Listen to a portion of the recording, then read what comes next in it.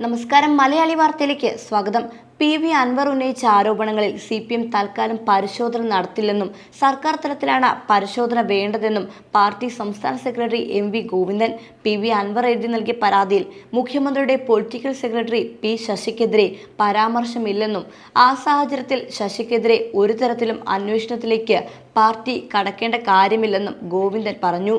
പരസ്യമായി ആരോപണങ്ങൾ ഉന്നയിച്ച പി.വി. അൻവറിന്റെ നിലപാടിനെയും ഗോവിന്ദൻ വിമർശിച്ചു. ജനപ്രതിനിധിയും പാർലമെന്ററി പാർട്ടി അംഗവുമായ പി.വി. അൻവർ ഇങ്ങനെയായിരുന്നില്ല പ്രശ്നം ഉന്നയിക്കേണ്ടിയിരുന്നതെന്ന് അദ്ദേഹം വ്യക്തമാക്കി. അഴിമതി കണ്ടെത്താൻ KT ജലീലിന്റെ സ്റ്റാർട്ടപ്പ് ആവശ്യമില്ലെന്നും CPM സംസ്ഥാന സെക്രട്ടറി പറഞ്ഞു. മുഖ്യമന്ത്രിക്ക് വേണ്ടി ADGP MR Ajith Kumar RSS നേതാവിനെ കണ്ടു എന്ന പ്രതിപക്ഷത്തിന്റെ ആരോപണവും ഗോവിന്ദൻ തള്ളി. RSSന്റെ അക്രമ രാഷ്ട്രീയത്തിനെതിരെ ശക്തമായി പോരാടിയാണ് CPM നിലനിൽക്കുന്നതെന്നും പ്രതിപക്ഷ നേതാവിന്റെ ആരോപണം ശുദ്ധ അസംബന്ധമാണെന്നും MV ഗോവിന്ദൻ പറഞ്ഞു. തൃശൂരിൽ ADGPയെ മുൻനിർത്തി BJPയുമായി RSSുമായി ബന്ധമുണ്ടാക്കിയെന്ന ആരോപണം അസംബന്ധമാണെന്ന് MV ഗോവിന്ദൻ പറഞ്ഞു. CPMന്റെ ശക്തി കേന്ദ്രമായ കണ്ണൂരിനെ ദത്തെടുത്ത് പാർട്ടിയെ തകർക്കാൻ ശ്രമം നടത്തിയവരാണ് RSS.